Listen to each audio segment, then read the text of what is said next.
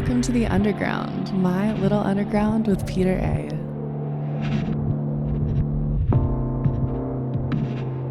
All right, Connor, you know what it is. It's December on My Little Underground. We got to get our red pens out again to grade some Mhm. papers, some of our favorite stuff in the second half of 2023. And as usual, you go first. Okay, yeah, I will go first. I think I want to start off with the Water From Your Eyes album, Everyone's Crushed. I know I had mentioned this during the midterms. And I had mentioned, I think, liking it. I had it on my list there because I felt that it could grow on me, and it definitely did. I think it definitely stands up as like this really interesting blend of dance and indie and pop and kind of noise. I mean, I've seen it catch on too. I mean, I see it in TikToks now, some of their songs, which is crazy. And I'm like, oh, that's Wow. Water From Your Eyes. So yeah, Water From Your Eyes, Everyone's Crushed, which came out of Matador. They just finished up a European tour, which is amazing. They've been killing it with the touring. They're nonstop now. Um, but I mean, songs like Track Five, um, are just they hit me really hard. And the production's amazing. It's very meticulously done. I feel like it's very like the attention to detail and just the intricacies of what they put together is unmatched, and I haven't really heard anything like it this year. And yeah, Water From Your Eyes, Everyone's Crushed. I love those guys. Yeah, we all have a long history with them. And yeah, like that album, like you said, they definitely grew on me, and nothing sounds like it. And, they signed to Matador now, Hmm. and their first album on a bigger label, it's a big album sonically. Like it's so It's massive. Like there's a lot going on in the best way. and it's weird. Yeah, It's like it's it's weird. unbelievable. You love it when a band gets signed to like a bigger, and it's so contradictory to or contrary to what you think happens. Like, oh, you get signed, they're gonna do watered down pop stuff, and they're like, no, we're gonna do weird stuff. We're gonna get weird with it, and they did. And I guess they've always been weird, but I love that they stuck with it. Water from your eyes going pop is my idea. And that's Yeah, not an insult. honestly, yeah, That's exactly yeah, what it is. it is. Oh, I love my idea. Did that come out Yeah. this year too or last year? No, that was last year. Yeah. Yeah. That was on a bigger label. It's Hardly Hard. And that's Sub Pop, your Yeah, t-shirt, they're essentially. they're they're on Sub Pop. I was in the Sub Pop store a few weeks ago, Yeah. in Seattle, and I saw My Idea. All there was like a whole like section. And I was just like, oh my God, that's really cool, and it just reminded me that that's a great album. But I gotta listen to that again. Yeah, Laura was who you met, my lovely girlfriend. Mhm. We were talking about visiting the Pacific Northwest, and I just thought of like that airport in Seattle has a Sub Pop pop up. It's crazy. So like It's that's the first thing I'm gonna hit up. Like that's crazy. Yeah. You gotta go. Yeah. Right. So speaking in theme of albums from the first half of the year that kind of aged very well, I want to talk about the Foo Fighters album, but here we are. Now, this is one of their saddest, yet also one of the most potent albums of the last decade, because I feel like the last almost 9 to 10 years of their career, they've been making some amazing stuff. Like I would say like 2011's Wasting Light, 2014 Sonic Highways, and even the 2021 album, their Dancey album. Oh man, the name of it is escaping me, but then there was Concrete and Gold in 2017. Oh, Medicine at Midnight. Yes, Medicine at Midnight. These are such great albums for a band that's like, they're an aging band, but they're still making incredibly interesting stuff. But like all of their albums, they have their usual style of lyrics that can apply to everyday life. But this time it's focused on a theme that they've talked about before. Like on Sonic Highways, they have the song Subterranean, which is about Dave dealing with the trauma of losing Kurt Cobain, right? So you carry that theme over to an entire album. And the last year he's dealt with Taylor Hawkins dying. I believe his mom passed away too. So Hmm. dealing with all of that, and songs like Rescued, The Glass, Nothing at All, and Show Me How, which I'll talk about in a second. These are songs that really just deal with that. And you've lost people. I've lost people, and hearing this music this year, especially, Hmm. it's something I needed to hear. It's just music that really, like, almost like what Always is. Blue Rev did for me last year, like this album kind of did the same for me this year. And I sent you a cover of The Glass from her. Mm-hmm. And when I heard this version of it, I was like, okay, her is amazing, and what she did with this song is amazing. Let me listen to the Foo Fighter version again, and then let me return to the album again. And I did, and it definitely aged very well over the years, and I love it. It's just tremendous. And Show Me How, Mm-hmm. which is a duet with him and his daughter Violet. And this song, I swear, it's kind of hard to listen to without getting a little emotional, especially like the refrain, I'll take care of everything from now on. It's like you're talking about, really just taking the next step in the healing, grieving process. And it's it's amazing. It's just so Mm-hmm. gorgeous. Like yes, Foo Fighters are like a rock band, and they're not known for experimenting or nothing like that, which is fine. But their lyrics and music are they just kind of just hit me. I really connect to it. Like this album is just remarkable. They deserve all the Grammy, every award nomination possible, be it rock or etc. They've earned it. It's just Yeah. unbelievable, and it only makes me excited to go see them at Citi Field in July. Oh, right. They're playing City Field. I didn't know that. Yes, they Oh are. man. Yep. What were your expectations for that album going in? Did you have any, or you must have had some at least? So I mean, yeah, I expected them to, you know, touch on some of the things that they went through Mm-hmm. because that's what they do. That's exactly what they do. Going back to the first album, Mm-hmm. and the second album, Color in the Shape is Dave dealing with divorce and Yeah. dealing with, you know, starting a new band, starting over, Yeah. and the third album, There's Nothing Left to Lose, it's the same thing, Yeah. starting anew. You're Yeah. dealing with fame, you're coming from LA, you know, some of your band members are leaving, you have a very, just a core lineup, three people, and it's exactly what they do. And I didn't really expect it to sound like Medicine at Midnight because it's very, let's have a great time, let's enjoy life, and dealing with certain issues of the world, at least how they deal with it. But this time Mhm. it was raw. I didn't expect it to be this raw. It's so raw and Yeah. emotional. And I'm kind of glad they went that direction. At first it turned me off a little bit because I was like, okay, this is a little too sad. But upon listening to it again, I'm like, okay, yes, you are opening up yourself in the music. It's great to just enjoy and to feel the feelings. Yeah. Yeah. I think I gave it a listen or two this summer, and I have to definitely return to it, but I know that it's going to be heavy when I do because there's so much Heavy. there. I mean, losing obviously a core member of the group who was like, once it happened, I was like, oh, there's no way they're going to keep going because it's like losing, I don't know. It's like that's a core person.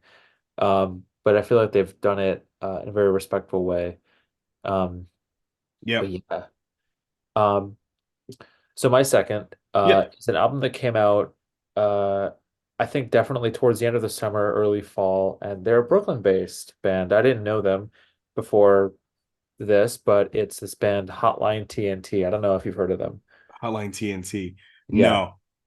So Hotline TNT are this maybe power pop shoegaze garage band from Brooklyn. They were originally Vancouver, or the frontman Will Anderson is from the Midwest, started in Vancouver and now lives in Brooklyn. And it's just this incredibly powerful, very hooky 90s scuzzy kind of power pop shoegazy album. And in listening to it a few times, I was trying to figure out what I like the most about it, and I mean this in the best way. Is the melodies kind of hang very lazily over the. It's very simple. They're very sweet. It's kind of like when you hear Always, you're like, that melody makes sense. That's not, they're not trying too hard. It just fits, and that's Yep. exactly what I hear in this, but in a very like, I don't want to say like Kevin Shields, like what is it? My Bloody Valentine kind of way, but it has that same energy to me. The melodies sort of remind me of Dinosaur Jr. in a way, and it just is relentless. And it's not relentless. It's relentless in its tempo, and it's loud. It's very, very loud, but it doesn't ever get tired. And so I would say, if you kind of want that, um, you know, this wall of sound, power pop, shoegazy kind of music, then Hotline TNT, they're going to be your go-to. And it was a pleasant surprise, but I'd say that that's definitely snuck up on me and made my list this year. Yeah. Yeah. Like that's why I like doing these shows with you, because Mhm. I discover something new and I gain some perspective. Mhm. So, I'll save it on a list of like, oh, that's kind of cool. Yeah. Um, Yeah. so on my list, I got someone who's been on my various lists over the past couple of years, and that's Homeboy Sandman. He has a new mixtape, I Can't Sell These Either, a sequel to his I Can't Sell These mixtape from last year. And he's essentially just rapping over tunes that aren't his, which is classic hip hop mixtape flavor. If you're a Lil Wayne fan, you know about the Dedication series. If you're a 50 Cent fan, you know about the early G Unit mixtapes like 50 Cent is the Future and all those. If you're a Jeezy fan, you know about Trap or Die. Similar concept. Um, this year, he's rapping over tunes from the likes of Jay-Z and a frequent collaborator of his, Knowledge. And I really want to talk about Banned in the USA, which is one of the first singles off of it. He's rapping over Dominic Frontieri's 1971's The End of Love. And if you hear this song individually without Homeboy Sandman rapping over it, this is like, oh my God, like this is hip hop, even though it predates hip hop, but it's like, this is hip hop. Like, I wouldn't be surprised at if you go to a block party in the late 1970s, there's not a DJ like cracking, cutting this record up. I'm pretty sure that there has to be a tape somewhere of some DJ cutting this song off and some other rapper rapping over it. But anyway, theme of this song is about music metrics, something that Homeboy Sandman always alludes to. He always talks about his status as an underground rapper, what that means, and being a creator that exists outside of the mainstream. And more specifically, the track art to this has the Spotify metrics, which I sent you when it came out. Mhm. And what's notable is his fan conversion rate, which is Spotify followers divided by monthly listeners. And his conversion rate is 82%. And that means that people that follow him really listen and engage with his stuff. And his conversion rate is higher than that of Ice Spice, 21 Savage, Megan Thee Stallion. The difference is his reach as far as like playlisting is not that big, right? We all know this. He has a smaller audience, but he has a more engaged audience. So Yeah. if you're like a marketer or whatever, if you like, that should like ring a lot of bells. Yeah. And he talks about why possibly, that's not the case, even though, people love him. And also the thing about Homeboy Sandman, if you know anything about him over the last couple of years, he is not on social media. He only communicates through email newsletters and whatever press release. Like, okay, if he does an album with A$AP Rock and that, well, the Lice albums or whatever, it's distributed through Rhymesayers, that's the only way you know that's happening. Or if he puts out another record with Stone's Throw, Peanut Butter Yeah. Wolf will send out a press release or anything. Or his label, Mellow Music, they'll send out a press release. That's how you know something's coming. Or that, you know what I mean? He exists in such a minimal way digitally to see that he has such an engaged audience. And it probably helps that he was he was in the Stone's Throw documentary, and artists like Talib Kweli always bigs him up. So that's great. So, but the fact is, he is, as he told me, he spends time with the Rhyme. He's incredible. People come to his shows. I know because I went. I saw him perform at Baby's All Right. His set started at 11 o'clock. I was exhausted. It was very late, Yeah. but the venue was filled. Yes. But anyway, I loved how he executed this theme. I learned a lot. I'm like, whoa, okay, I see. This is basically saying that talent really works. If you're good at what you do, you eventually people are going to come to you. Yeah. Which is just amazing. he's breaking all the rules. Yeah. And usually what I love about these mixtapes is that he's rapping over like obscure songs, right? So what Lil Wayne would do and 50 Cent would do back in the day, they would flip recognizable songs. But what Homeboy Sandman does, he takes relatively obscure songs, aside from the Jay-Z songs or the Jay Dilla songs. And they're also songs, even if he's rapping over popular music, they're not songs that are easily recognizable. If you're if you love deep cuts or whatever, you may recognize it. But generally speaking, like last year, he rapped over guys like Tobacco and Angel Rada. Like I knew about Tobacco, but I didn't know who Angel Rada was until he rapped over it. Mm-hmm. And that's kind of cool. That's really cool. It's kind of like hip hop in its purest form. So if you just love the rawness of hip hop, just a guy rapping over, giving you some bars and making you think a little bit, you're going to love this. You mentioned earlier, when we both come on and do this 2 times a year, we both find things that we can take back and go listen to, things we didn't know about before. This is another example of that. This is something that I now am going to go listen to and check out for myself because first of all, the ethic of kind of doing this yourself or like kind of being minimalist with your presence, I love that. I think I just like that a lot. And kind of honing more in on the craft and really developing yourself to the highest degree that you can in whatever space you're in is really attractive to me as well. So I love that. So I'm going to go check this out after. But an album that sort of snuck up on me as well, and I saw them perform. That it's a collaboration album. Came out I think in August or July. It's the Danny Brown and JPEGMAFIA "Scaring the Hose" album. That was this year? That was this year, yeah. Yeah, it was. Yeah, you're right. Yeah.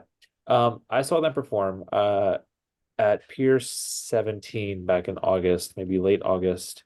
As an aside, craziest show I've been to. I've been to a lot of hardcore shows. I've been to a lot of shows, and this mosh pit was the whole floor.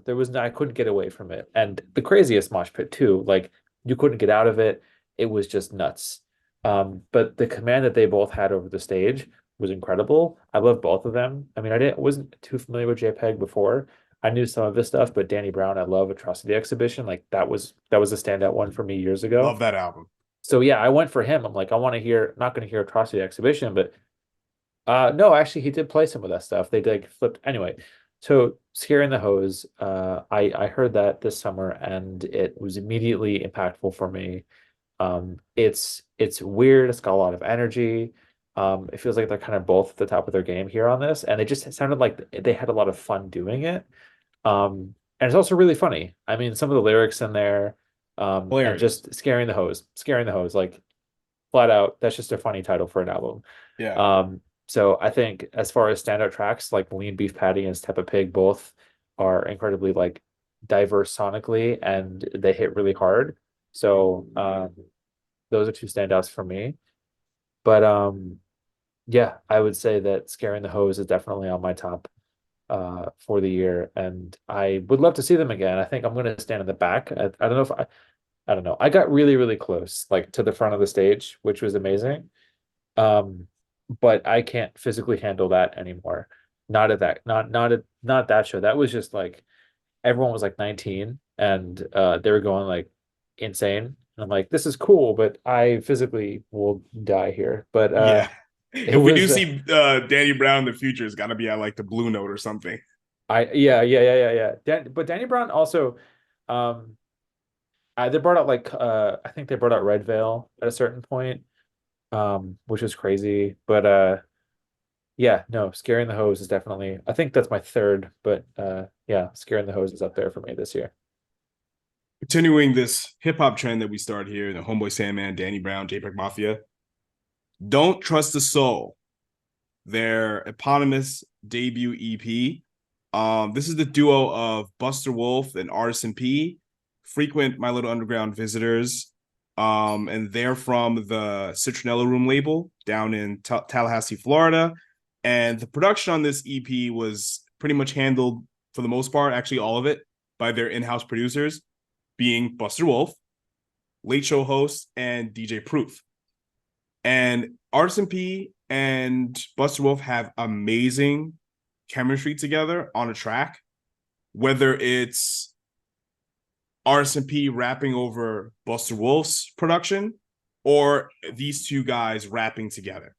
And especially on like their first single on Tilt, you know, I love when rappers go bar for bar, and they do it on here so well. And some of their other tunes on here are very lyrically ambiguous, but also they have a central point to it. Like Legend, probably my favorite song on here. It's all about just being your best self, you know, and reaching, you know, any kind of goal you want to achieve. And one thing I noticed about these songs is that they're, from a song structure standpoint, they're spectacular. They have great hooks, and I think they put these songs together to perform them live, to not only for you to chill out and listen to it, but like to when you go see them live, because they're anthemic. They're let's all sing along together. That's exactly what these are. And to me, if you like early Def Jux, like the Float and Labor Days era Aesop Rock stuff, and maybe some early Stones Throw stuff, some J Dilla, early Matt, like a little Quasimodo in there, like you're gonna love this stuff. And if these guys existed in 2000, 2001, they'll be going on tour with Cannibal Ox, Aesop Rock, and maybe LP. Like that'll just be, it's exactly what they are to me. They're cut from that cloth, but they're going a little bit more in like the soulful rap. But this is some great stuff. Everyone go out of their way to go listen to this. The whole EP is like 11 minutes long. So it's easily digestible, but not forgettable, which is also another artist on my list has that same theme, which I'll get to a little bit later. So yeah, what's next on your list, Connor? Next for me is another one that came out in the latter half of the year. Another artist that I didn't know. It's Roisin Murphy and DJ Koze, who I do know. I Yeah, used to you play sent DJ me this. Koze. This is really cool. Yeah. Oh, Yeah. I sent you Hip Free Will, I think. Is that what? Yeah, Yeah, something off this album. Free Uh Will. That was good. yeah, I heard this album when it came out, and it was just rich and beautiful and like overflowing with like really interesting sonic textures, and the songs didn't really, I don't know how to describe this, but they didn't sort of demand your attention. If you paid attention, that you were like, oh, this is like a sleeper like club hit. Like this goes pretty hard, but it's not like kind of hitting you over the head with like volume. It's not throwing shiny lights at you or shiny objects or whatever. It's just like kind of subtle, but all the songs are just like there's an incredible progression. Their hooks are incredible. And it's just little things they put here and there. Um, Voice effects, different beats, different rhythms they throw in at some points. Kind of that wouldn't make sense otherwise. Here they do, and they just kind of creates this like incredible sonic mosaic. I think Free Will and Can't Replicate are ones that hit really hard. Um, and also Irish singer-songwriter. She's been doing it for many, many years. DJ Koze is German, but yeah, this is definitely one that took me by surprise, and um, I loved it. I don't know. Did you hear about this when I sent it to you, or is this kind of been on your radar? No, but when I was listening to this, I saw today Sophia Cortez's. I think she announced a little tour in North America, and she took a picture with DJ Koze, because she lives in Germany. She lives in Berlin. Okay. So that's cool. Like two like house producers, like, you know, hanging out. Yeah. Um, the one thing I want to ask you, as far as like house records and stuff like that, some dance records of the last couple of years, do you think this record sounds good as a cohesive album, or do you think like this kind of music kind of really is better suited for like shorter forms like EPs or singles? I think this I think this was well suited for an album. And I know what you mean. I mean, I think, there are some records that you might hear a few singles, then when the album comes, you're like, ah, okay, well, that could have been an EP, or that single would have been fine, but definitely seems like there's filler tracks here, but that isn't really the case here. I felt like all the songs made sense. Nothing felt out of place thematically. It flowed really well, and it was at the same time made for the club, it seems like, but also definitely made for like sit down, listen to it. It's like a 35 or 40-minute album or something. I could be wrong, but it's definitely not long. It kind of fits both worlds there, and that's what I thought. That's one of the elements that kind of drew me to it. I definitely feel like not many house records do that. Right. Yeah. Yeah. So for me, we're gonna go to New Jersey, Long Branch, for a trio, a jangle pop trio known as Lightheaded. They put out their debut EP, Good, Good, Great, on the legendary Slumberland Records, and they have a full length coming out at the top of the year, or sometime in 2024. Mhm. This collection of songs is like the most jubilant piece of jangle pop I've heard all year, outside of like Chime School stuff. And it's just a lot of sweet, bright, fun C86 style pop gems, Mhm. especially a song I just can't stop listening to, and that's Patty Girl. This song is such a sugary, sweet hook with harmonies that kind of sound like honey in your tea. And this this stuff, Lightheaded's material, just like what I said before, it's like Don't Trust the Soul in a way. It's easily digestible but unforgettable. You won't forget about it. It'll stay in your head, like the definition of an earworm in the best way.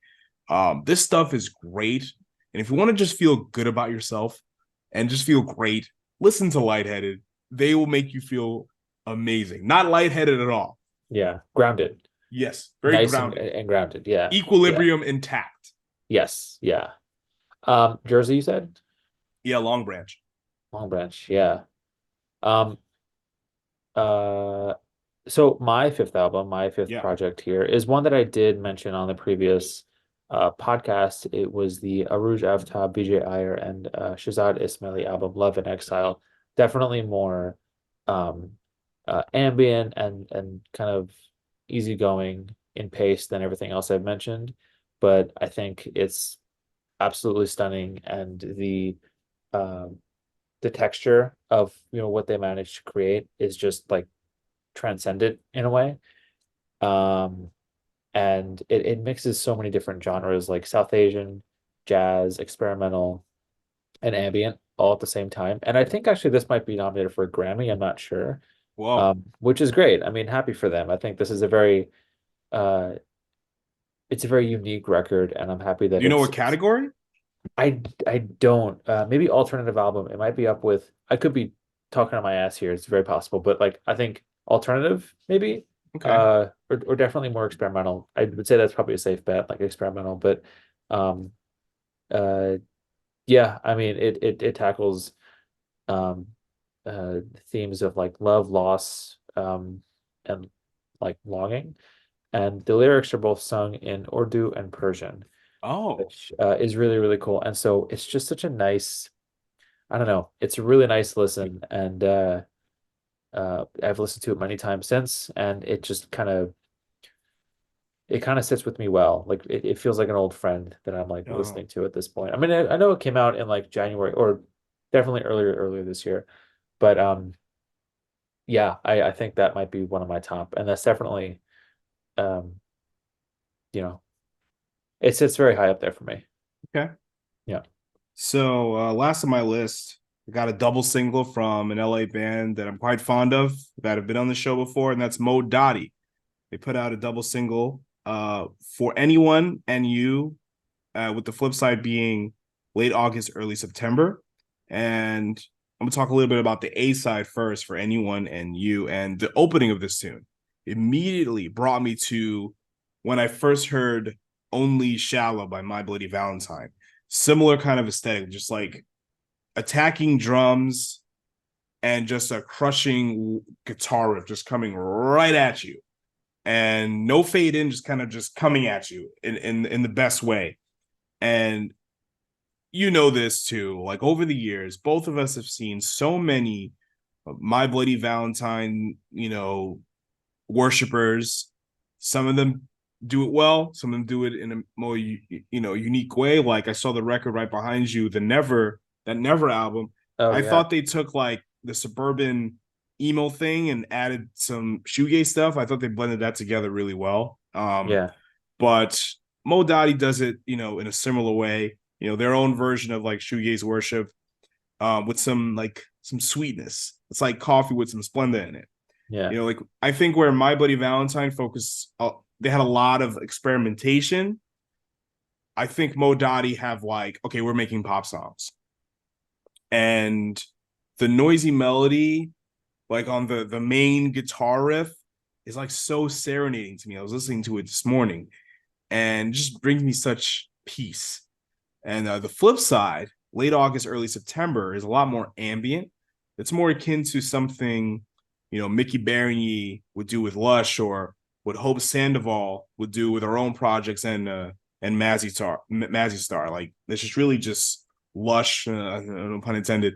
Yeah. Yeah. Just beautiful, beautiful material, and I Yeah. couldn't stop listening to it. I love Mo Dottie, and I can't wait to see what they're gonna do next. Yeah. I gotta check that out. I always feel like I come away with these from these with so much more music to like more homework. Yeah, I come away with I'm like I gotta check all this stuff out. yeah. Um, yeah, I feel like there's been so much good music this year, and uh, yeah, so much to the point where I can't almost handle it, you know? Yeah, it's a little and I think I've done a good job of like filtering out like the quality stuff and really focusing on what am I really listening to? Yeah, Like what am I really going back to listen to? Because the one thing I kind of want to get your thoughts on, before we wrap up here, is like December releases, because so Czarface just put out a new album December 1st, right? really. Artificial Intelligence. A great That's name. I that love is it. great. I Yeah, bought it, and it's really great.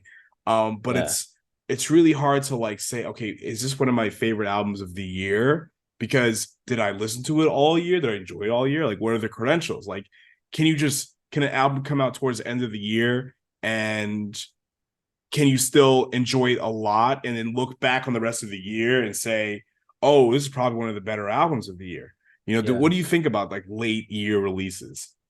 I think it's tough. Not many people do it for one. I think December is a time where it kind of quiets down with shows and music releases. Yeah. Um, uh, so when someone does put something out, you notice because it's like, oh, wait, that's weird time to release it. But I think it's an interesting question of I love this, but I haven't sat with it for a long time. So is it rose is it just like it's new and I'm liking it? I mean, how am I going to feel about this in a month, two, six, a year? I think that's a really hard thing to kind of parse out. Um, that being said, I've definitely heard music that's come out in December or maybe at the end of the year that I've loved. I mean, a few years ago, what Run the Jewels put out either three or four like in December or like New Yep. Year's. I don't know. It was very, I think very it was late, Christmas Day 2016. They did Run the Jewels 3. which like that holds up. Like that album does hold up. And I'm Of like, course. okay, that's a good example of something that came out at the 11th hour. Yeah. Um, and holds up. So I don't know. I think it's tricky, but uh yeah, I don't know. What's your take? Yeah, I think that, honestly, like I don't really follow any rules as far as like making your list of your favorite songs or albums or whatever. If a song comes out at 11:59 on December 31st Yeah. and you think it's one of your favorite songs of the year, great. Like good for Yeah. you. Like that's Yeah. awesome. I think about the Run the Jewels album, and this Czarface album, and I don't know if you remember a New York City duo, QTY. They put out Yeah. their album in December, of 2017, and it still holds up. I still love it. Every time it gets cold, I want to put on a Cold Night. So Yeah. it doesn't, to me, it doesn't matter. If you're a publication, you ready to put out your top 50 or whatever it is, and an album comes out a week later and you're like, it doesn't count or whatever, then that's you. That's how, if that's how you feel. But for me, it's all, it's all fair game. If you want to Yeah. put out an album December 1st or January 1st, it doesn't matter. You know what I mean? A good album is a good album. It's gonna, if it resonates with you, then and you really go back to when you listen to it a lot and you can't stop thinking about it, there you go. That you just that's it. That's it. It should fall into your category. If that's how I look at it. I look at quality. You know what I mean? I Yeah. focus on that. Yeah. That's a good approach. I think I Yep. mirror that. I am waiting for a new Run the Jewels album, which hasn't we haven't gotten that in a while. Unless we have, and I'm just misremembering, but we've only got to four, which is like what, Yep. 2 years ago, maybe three? Three, almost 4 years Three. ago at this point. Yeah. Yeah. So I don't know. They're finishing up or have finished up RTJ 10, like the tour, like oh Yeah, 10 years, which is great. But exactly. um and also Killer Mike just put out an album, I think, Yep. And he a few toured it a weeks. little bit too. Yeah, so maybe next year, 2024. Yeah, we'll see. Maybe I don't know. Christmas Eve this year, Christmas Day, New Year's Eve. That'd We'll be get great. some. Who Honestly, knows? that'd be All great. right. But yeah, Connor, it's been great. I love these shows, and I yeah, me think too. people love listening to these shows too. I come away listening, being exposed to new music. I think that's the point. So anything else you want to plug before we wrap up here today?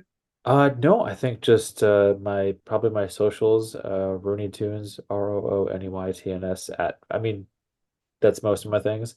That's my portfolio. There's photos on there. I am also writing for Northern Transmissions now as well, and so you can check out northerntransmissions.com, and you can find out, there's a year-end list coming up soon, and I've got some interviews up there as well.